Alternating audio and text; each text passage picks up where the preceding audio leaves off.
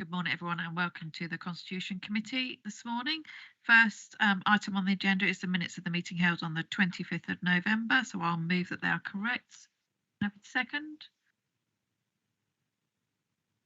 Thank you. We all agreed? Thank you. On to item 2, which is question time. I've received no questions. Item 3 is questions asked under Standing Order 7.3 and 7.5. There's no questions. Item 4, to advise of any other items which the Chairman has decided as urgent. There's no urgent items. On to item 5 with the declarations of interest. Anybody got any declarations of interest they wish to declare? Brenda. Thank you. I'd just like to declare that I'm on the trustee for Nicholson Charitable Trust. Thank you. Anybody else? LCC appointed. Any other declarations? Okay, on to item 6 with the statement of accounts, annual governance statement and the pension fund accounts 2021-2022. So hand over to Jason.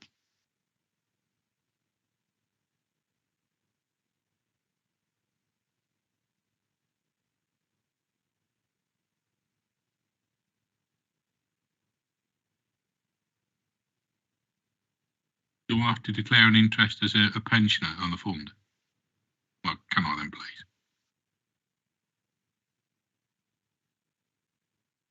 And none of the microphone's working.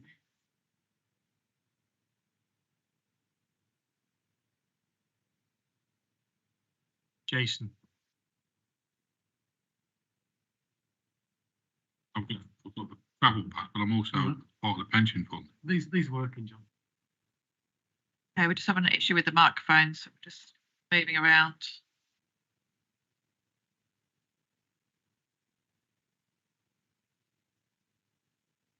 Okay, over to you, Jason. Great, thank you, Chair.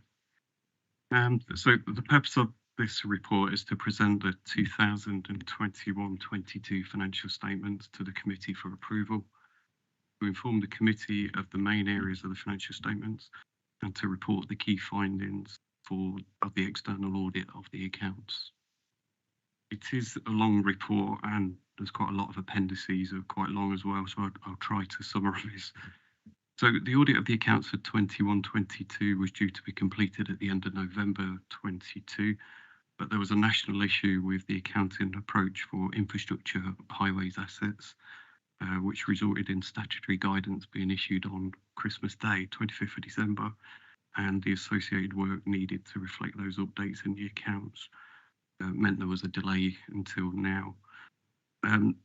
That issue has resulted in some additional disclosures to the accounts, and they've been included in the Appendix A. So there's no actual changes to the numbers, but additional explanations of how we've accounted for infrastructure assets.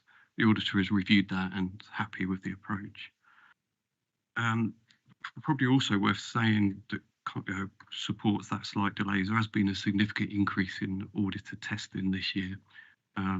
There's a lot of increased requirements on the auditors from their regulators.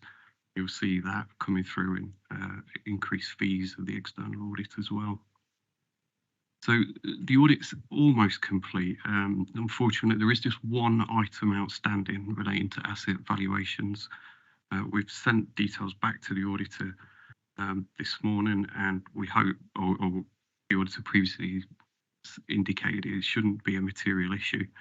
But as a result, we need to just ask today that there's an additional recommendation that delegation is given to the chair and the lead member for corporate resources to re-sign the accounts if there is any changes required once the audit is concluded. If there are any material changes, we'll bring another report back to the committee, but that should be unlikely. So the covering report is on page 7 of the pack. I won't go through the details of that. There are 6 appendices to the report. And on page 19 is the updated statement of accounts, so that's Appendix A. I'm afraid it is a long report, 153 pages to the accounts now. They are large and complex documents and very hard to put together and read sometimes if you're not a practitioner, but that's what we have to do. On page 173 is the audit findings report, so that's the external auditor's review of the financial statements. The auditor is Grant Thornton. During the audit, there were two material issues that we worked through and we had to put corrections through the accounts for. One related to the treatment of academy school land, and there was a correction to netting off of creditors and debtors. But neither of these affected the general fund balance, so the usable reserves that the council has available. Both were corrected, and there were some other smaller issues identified in the report. Audit fees have increased by 25,000 as a result of the additional work, but the auditor anticipates issuing an unqualified opinion. Appendix C is the audit findings report for the pension fund.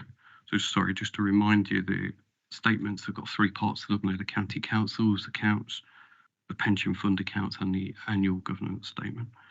So Appendix C is the pension fund audit report. There was one adjustment of under 8 million, but this was not material. And that was to do with timing of when we get valuations and the date we have to produce draft accounts. So the auditor has reviewed that, is happy with that explanation. No increase in fees on the pension fund, and the auditor anticipates issuing an unqualified opinion. Appendices D and E are the letters of representation. So these were reported to the Corporate Governance Committee on the 16th of March, and they were signed by the Chair and the Director of Corporate Resources. And the final appendix is F. That's the annual auditor's report on page 251. So this is a detailed audit review of the value for money arrangements at the council. And overall, it's a very positive report. There are a few minor improvement recommendations made, but no serious weaknesses. And further details of the management responses are included in the covering report today from paragraph 61.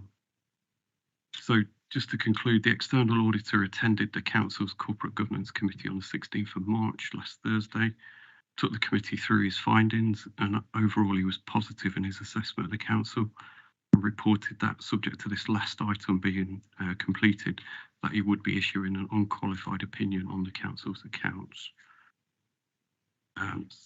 So the Corporate Governance Committee considered the report, approved the draft letters of representation, and the Constitution Committee is asked to approve the financial statements for 21-22 today.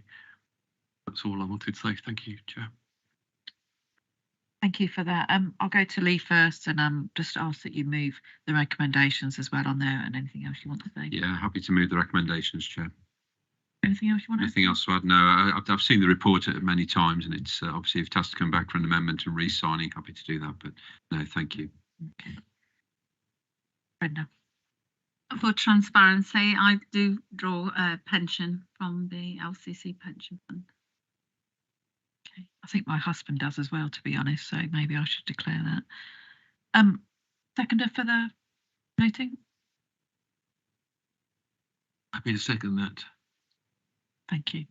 And obviously, we note the issue with the outstanding issue that you need to do with the auditor, and that we're approving it on the basis that doesn't have any material change. Is that correct? So we're happy all to note this report with those. Is that okay? Okay, thank you. On to item 7, which is the appointment of the independent members to the Corporate Governance Committee, pages 293. Lauren.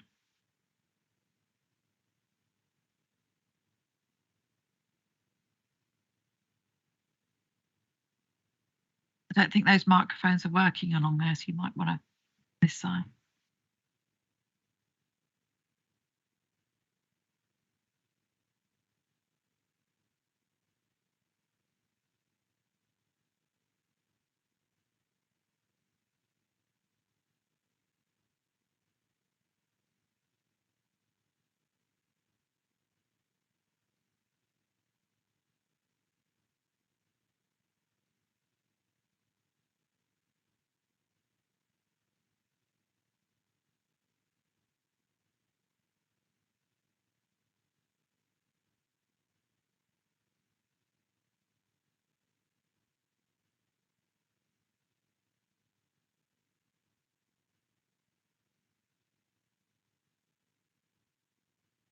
Okay.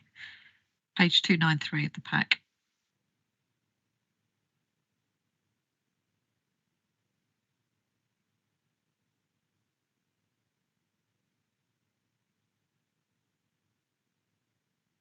Thank you, Chairman. Apologies for the slight delay. I wasn't expecting to present this report, but I'm happy to do so.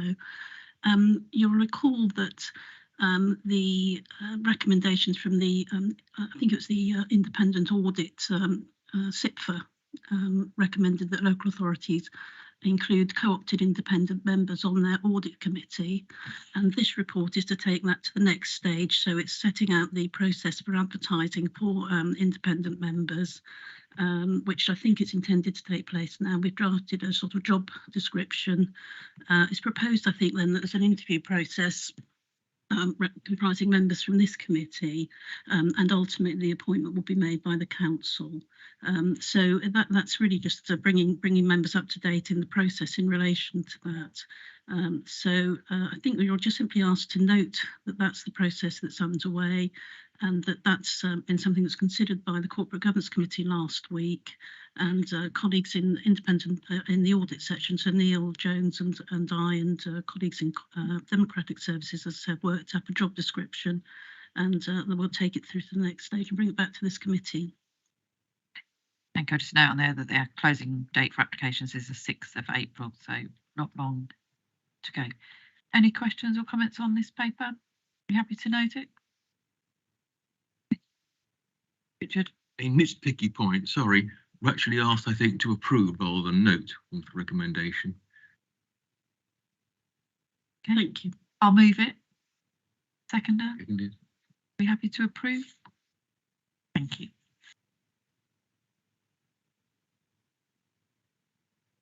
Okay, on to item 8. Any other urgent items? None for me. Item 9, exclusion of the press and public.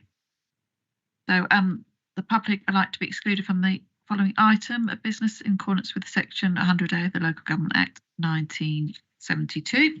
So I propose that under section 100A of the Local Government Act 1972, the public are